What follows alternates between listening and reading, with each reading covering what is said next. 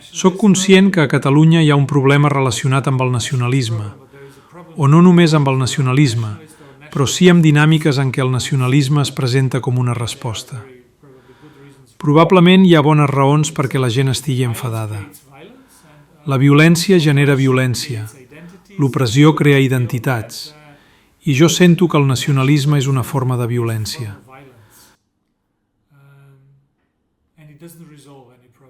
No resol cap problema. Això no vol dir que comunitats senceres no hagin patit injustícies abans, ni que la seva reacció sigui injustificada. La resposta de la gent pot ser legítima a l'hora d'unir-se i lluitar contra la injustícia que han sentit.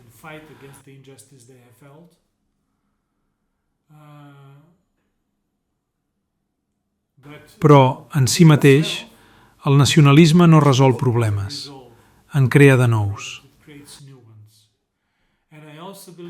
També crec que, quan es parla d'afrontar el passat a Espanya, amagar les coses sota la catifa tampoc resol res.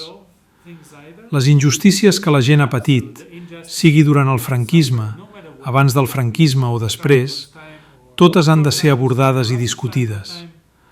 No es pot fer una tria selectiva dels temes. Cap injustícia hauria de quedar amagada. La gent hauria de treballar conjuntament, perquè només junts es pot garantir que això no torni a passar a ningú. No només al propi grup, sinó a ningú. I us desitjo molta sort en aquest camí.